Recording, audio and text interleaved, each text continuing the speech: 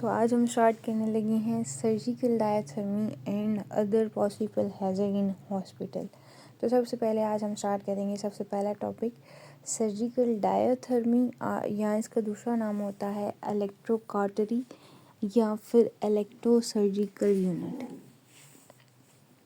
अच्छा, surgical diathermy में हम क्या करते हैं, ये एक ऐसी डिवाइस होती है जिसमें हम इलेक्ट्रिक करंट का यूज़ करते हैं जो कि बहुत हाई फ्रीक्वेंसी होता है, बट कंट्रोल रेट में यूज़ करते हैं। जब हम सर्जरी परफॉर्म करेंगे तो वो क्या करेगा, एक तो कट लगाने में मतलब इंसिजन करने में, मतलब प्रिसाइज इंसिजन।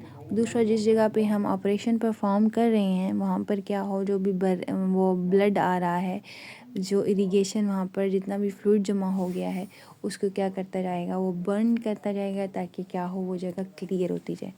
क्या समझ रही बेटा? ये एक ऐसी मशीन है जिसके पास रॉड्स होते हैं या फिर आप समझ ले पोल्स होते हैं। वो रॉड्स की मदद से हम क्या करते हैं, एक तो कट लगाते हैं, ठीक है। दूसरे क्या करते हैं, जिस जगह पे ब्लीडिंग हो रही होगी वहाँ पर हम ब्लड को कोएगुलेट करवा देंगे, यहाँ पर बर्न कर देंगे। और वो कौन करेगा, ये इलेक्ट्रिक करंट करेगा। तो जिसकी वजह से हमारी सर्जरी क्या होगी, प्रिसाइजली परफॉर्म हो जाएगी। हम एक्स्ट्रा जितने भी कट्स होंगे या फिर एक्स्ट्रा जो भी एफर्ट्स होंगे हम उससे बचते रहेंगे। क्लियर चीज़ें समझ आई? ये सर्जिकल प्रोसीजर क्या होता है, इससे चीज़ें ज़्यादा आसान हो जाती हैं और हम कॉम्प्लिकेशन से बच जाते हैं। मैकेनिज़्म क्या है बेटा, surgical diathermy use the electric current to generate heat which can cut or coagulate tissue. Common device include electrosurgical unit and electrocautery unit. तो इसके अंदर हम क्या कर रहे हैं, इलेक्ट्रिक करंट की मदद से हीट जनरेट कर रहे हैं जो कि क्या कर रहा है बेटा, कट कर रहा है और कोएगुलेट कर रहा है टिश्यूज़ को। Pre operative assessment, pre operative assessment वो असेसमेंट होता है जो कि ऑपरेशन से पहले करते हैं। हमें ऑपरेशन से पहले पता होना चाहिए कि आया कि पेशेंट को के अंदर किस तरह के रिस्क हो सकते हैं, आया पेशेंट में कि कोई पुरानी ब्लीडिंग हिस्ट्री तो नहीं है, या फिर उसको कोई कार्डिक इशू, दिल का मसला तो नहीं है, या फिर ये है कि उसकी बॉडी में कोई पेस मेकर तो नहीं लगाया हुआ, या फिर कोई इम्प्लांट तो नहीं है जो कि क्या करेगा। इम्प्लांट का मतलब ये होता है कि कोई मसनूई चीज़ तो नहीं लगी हुई जिसकी वजह से क्या होगा, इलेक्ट्रिक करंट ज़्यादा लगेगा उसको।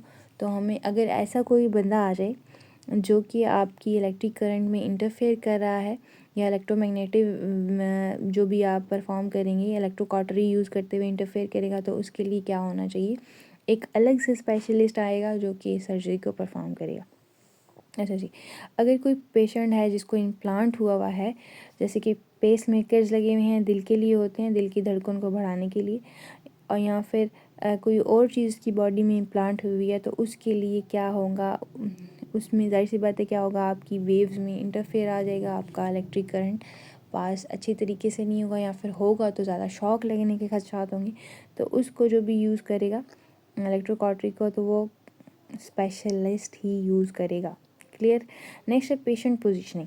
अच्छा, आपने पेशेंट को ऐसी पोजीशन में लिटाना है या ऐसी पोजीशन उसकी होनी चाहिए जो कि उसको ज़्यादा इंजर ना करे या फिर जिसको ज़्यादा बर्निंग ना हो, ठीक है।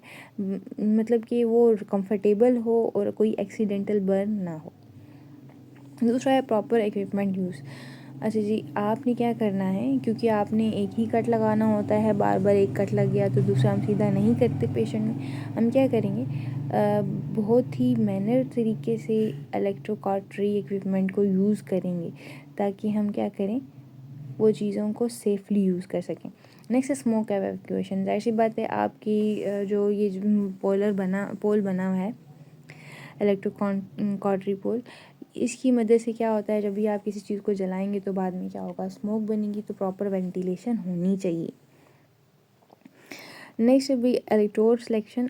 अब आप पे है ये कि आपने कौन सा इलेक्ट्रोड यूज़ करना है।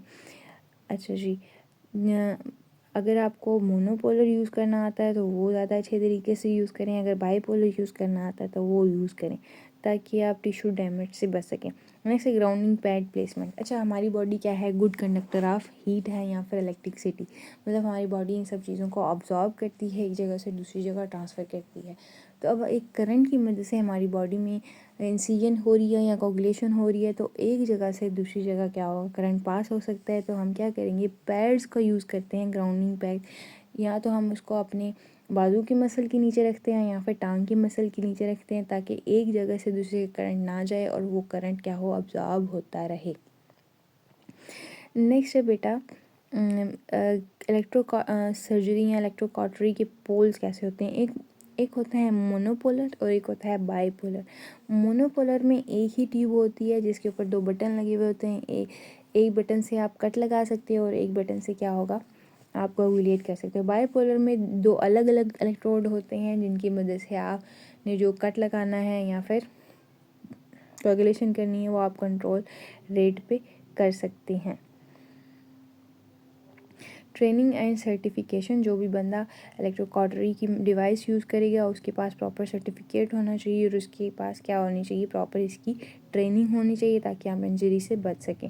मॉनिटर एंड डॉक्यूमेंटेशन, आप जो भी सर्जरी परफॉर्म करें हैं आप हर चीज़ को क्या करेंगे, पेशेंट का रिस्पॉन्स सबसे पहले लेंगे और उसको डॉक्यूमेंटेशन मतलब कि अपने रजिस्टर पर लिखते जाएंगे ताकि आप बाद में उसके एडवर्स इवेंट से बचे रहें।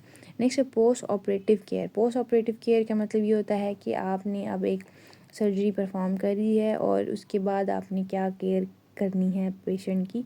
उसमें आप क्या करेंगे, पहले मॉनिटर करेंगे कि पेशेंट को क्या इलेक्ट्रोकॉटरी से कोई इन्फेक्शन तो नहीं, उसकी वजह से उसको बर्निंग तो नहीं हुई या फिर उसकी सर्जरी के दौरान कोई कॉम्प्लिकेशन पेश नहीं आई।